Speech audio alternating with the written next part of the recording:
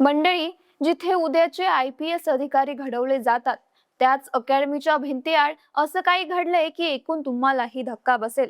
एका बाजूला एका महिला अधिकाऱ्यानं तिच्या सहकार्यावर गंभीर आरोप केले आणि दुसऱ्या बाजूला त्याच अधिकाऱ्याला विष प्राशन केल्यानं थेट रुग्णालयात दाखल करावं लागलंय. नेमकं घडलं तरी काय, हे जाणून घेण्यासाठी शेवटपर्यंत नक्की बघा. नमस्कार, मी गीतांजली आणि आपण पाहत आहात दे दणका. हे प्रकरण आहे हैदराबादच्या सरदार वल्लभभाई पटेल राष्ट्रीय पोलीस अकॅडमीचं. इथं प्रशिक्षण घेणाऱ्या एका महिला सहप्रशिक्षणार्थी अधिकाऱ्यानं तिच्या सहकारी IPS प्रशिक्षणार्थी उदय कृष्णा रेड्डी विरोधात तक्रार दाखल केली आहे. आणि याच दरम्यान उदय कृष्णा रेड्डीनं विष प्राशन केल्याची भीती निर्माण झाल्यानं त्याला तातडीनं हॉस्पिटलमध्ये दाखल करण्यात आलंय. आता तक्रारीत नेमकं काय म्हटलंय हे बघूया. महिला अधिकाऱ्याचा आरोप असा आहे की उदय कृष्णा रेड्डीनं तिचा सतत पाठलाग केला, तिच्यावर मारपीट केली आणि तिला धमकावलं. इतकंच नाही तर तिच्या परवानगीशिवाय तिचे खासगी व्हिडिओ रेकॉर्ड केले आणि त्याच व्हिडिओचा वापर करून तिला ब्लॅकमेल करण्यासाठी थेट तिच्या पतीपर्यंत माहिती पोहोचवली आहे. या तक्रारीच्या आधारे हैदराबाद पोलिसांनी भारतीय न्याय संहिता म्हणजे BNS आणि IT कायद्याअंतर्गत संबंधित कलमांखाली उदय कृष्णा रेड्डी विरोधात गुन्हा दाखल केलाय.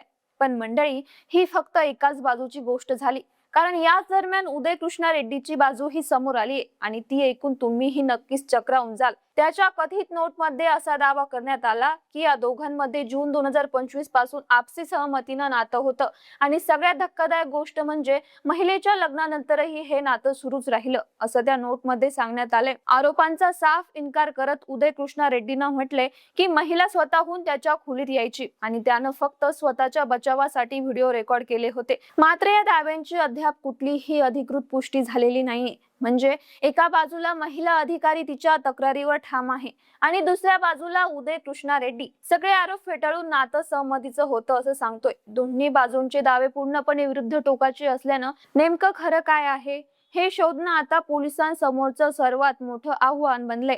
सध्या पोलीस दोन्ही पक्षांचे दावे, डिजिटल पुरावे आणि इतर साक्षीदारांची बारकाईने चौकशी करत आहे. अधिकारी सातत्यानं या प्रकरणाचा तपास करत असून पुढची कायदेशीर कारवाई ही याच तपासाच्या निष्कर्षावर अवलंबून असेल. दुसरीकडे रुग्णालयात दाखल असलेल्या उदय कृष्णा रेड्डीच्या प्रकृतीवरही अधिकाऱ्यांची बारीक नजर आहे. हे प्रकरण आता फक्त 2 व्यक्तींपुरतं मर्यादित राहिलेलं नसून संपूर्ण पोलीस प्रशिक्षण व्यवस्थेवरचं प्रश्नचिन्ह उभं करणारं ठरलंय. तर मंडळी, तुम्हाला काय वाटतं, या प्रकरणात खरं कोण बोलतंय, महिला अधिकारी की उदय कृष्णा रेड्डी? तुमचं मत आम्हाला खाली कमेंटमध्ये नक्की सांगा आणि अशाच घडामोडींसाठी आमच्या पेजला फॉलो करायला विसरू नका.